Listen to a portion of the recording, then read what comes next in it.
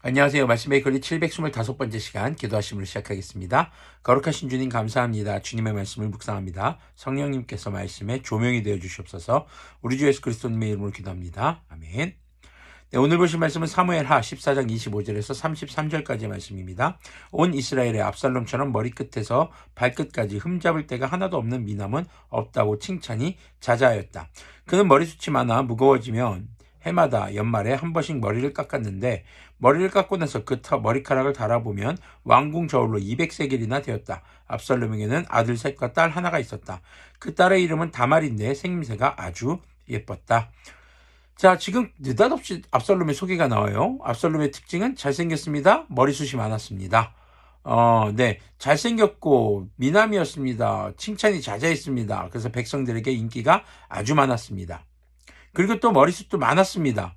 그런데 나중에 결국에는 압살롬이 머리숱 때문에 큰 일을 겪게 되는 일이 있죠. 그러니까 외모로만 이렇게 사람을 판단하는 것은 무리가 된다는 것이죠.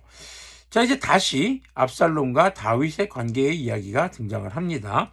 28절 계속 보면요. 압살롬은 예루살렘으로 돌아와서 2해를 지냈는데도 왕의 얼굴을 한 번도 뵙지 못하였다. 자, 지금 왕이 오라고 해서 왔는데 2년 동안 지금 자기 아버지 얼굴을 못 본 거예요. 근데 여기서 특징을 한번 보시길 바랍니다. 다윗이라는 이름이 한 번도 언급되지 않습니다. 한번 계속 보면요. 압살롬이 요압을 왕에게로 보내보려고 요압에게 사람을 보냈으나 요압은 압살롬을 방문하지 않았다. 뭐예요? 피하는 거죠. 두 번째로 다시 사람을 보냈으나 그는 여전히 오지 않았다. 피하는 겁니다. 왜요? 다윗이 압살롬을 만나주지 않아요. 그러니까 지금 뭔가 둘 사이의 관계가 틀어졌다는 걸 알고 압살롬이 다윗의 지지를 받지 못한다라는 것을 요압도 알았겠죠. 그러니까 지금 거리를 두고 있는 겁니다. 그러자 압살롬이 자기의 종들을 불러다가 지시하였다. 내 밭 곁에 요압의 밭이 있다. 그가 거기에 보리 농사를 지어 놓았으니 너희는 가서 그 밭에다 불을 질러라. 그래서 압살롬의 종들이 그 밭에 불을 질렀다. 그러자 요압이 압살롬의 집으로 찾아가서 따졌다. 어찌하여 종들을 시켜 나의 밭에다가 불을 질렀습니까? 압살롬이 요압에게 대답하였다. 이것 보시오. 나는 이미 장군에게 사람을 보내어서 좀 와달라고 부탁을 하였소. 장군을 임금님께 보내어 나를 왜 그 술에서 돌아오게 했는지 여쭈어보고 싶었소. 여기에서 이렇게 살 바에야 차라리 그곳에 그대로 있는 것이 더욱 좋을 뻔하였소. 이제 나는 임금님의 얼굴을 뵙고 싶소. 나에게 아직도 무슨 죄가 남아있으면 차라리 죽여달라고 하더라도 말씀을 드려주시오. 자, 압살롬이 간절한 건 알겠습니다. 그런데 불을 질러요. 지금 압살롬이 이렇게 얘기했죠. 나에게 무슨 죄가 남아있으면 차라리 죽여달라고. 지금 압살롬은요, 암논을 죽인 것에 대한 죄값을 치르지 않았습니다. 자기가 죄가 없다라고 말하는 것이 아닙니다. 지금 압살롬은 자신이 목적한 것을 이루기 위해서 수단과 방법을 가리지 않는 그런 성격의 소유자인 것을 나타내주고 있는 것입니다.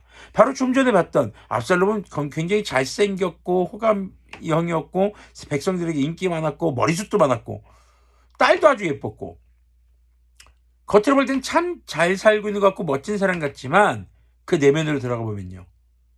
자기가 원하는 목적을 이루기 위해서라면 다른 사람이 열심히 농사 지은 곳에 불을 지르는 것도 불사하는 바로 그런 목적을 이루기 위해서 수단과 방법을 가리지 않는 그런 인물이었던 것이죠. 자, 30절 보니까요. 그래서 요압이 왕에게 나아가서 이 일을 상세히 아뢰니 왕이 압살롬을 불렀다. 압살롬이 왕에게 나아가서 왕 앞에서 얼굴을 땅에 닿도록 절을 하자 왕이 압살롬에게 입을 맞추었다. 자, 여러분 혹시 눈치채셨습니까? 다윗의 이름은 등장하지 않습니다. 계속 왕이. 왕과 신하처럼 압살롬의 이름은 등장하는데 다윗의 이름은 등장하지 않습니다. 지금 성경 본문은 은근히 우리에게 말해주는 것이 있습니다. 다윗과 압살롬의 관계가 더 이상 부자지간의 관계가 아니다. 이 관계가 깨어졌다라는 겁니다. 자, 이 관계가 깨어진 상태에서 아직 회복되지 않은 상태에서 압살롬을 불러온 것.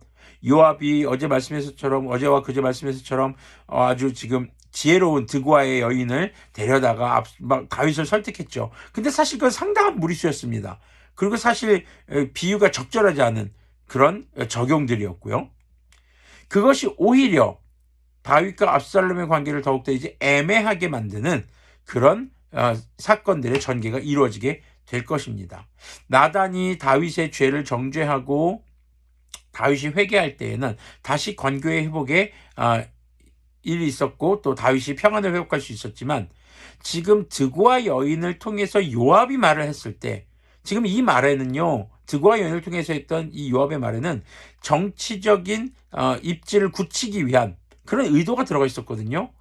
그런 의도가 섞인 말은 아무리 좋은 하나님의 말씀을 전한다고 해도 결국 다윗의 삶의 평안함이 없어지는 그런 결과를 초래하고 마는 것이죠. 지금 이제 깨어진 관계입니다. 다윗과 압살롬. 다윗이라는 이름이 등장한 거 단순히 왕과 압살롬이라는 관계로 등장하고 있습니다. 이 관계가 정말 회복될 수 없는 것일까요? 사실 압살롬의 회개가 필요합니다. 그 죄에 대한 책임을 지게 할 수 있어야 합니다.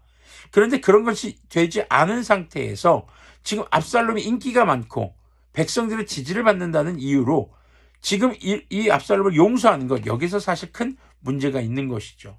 하나님 앞에 올바로 회개하지 않는 것, 자신의 잘못을 뉘우치지 않고 죄에 대한 책임을 지지 않는 것, 이런 것들이 관계 회복에 있어서 가장 큰 걸림돌이 되는 것을 우리는 잊지 않아야 할 것입니다. 함께 기도하겠습니다. 거룩하신 주님 감사합니다. 정말 다윗 집안에 정말 이제 긴장감이 점점 더 고조되는 상황들을 바라봅니다. 아버지와 아들과의 관계가 깨진 모습, 죄에 대해서 올바로 처리하지 못했기 때문에 나타난 이 문제를 바라보며 우리의 삶에 어떤 죄가 남아있든지 그 죄를 주님의 뜻을 따라 온전히 해결하며 나아갈 수 있는 주님과의 관계를 회복하고 우리가 함께 신앙생활하는 가족과 신앙 공동체 안에서의 관계를 잘 유지하고 회복해 나갈 수 있는 그런 우리들이 될 수 있도록 긍휼을 베풀어 주시옵소서. 우리 주 예수 그리스도님의 이름으로 기도합니다. 아멘.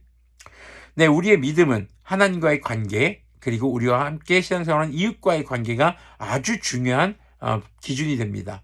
그렇게 주님과 또 우리 함께 성도들과 신앙생활하는 성도들과 가족들과 함께 올바른 그리고 거룩한 그리고 화목한 관계가 유지되기를 소망합니다.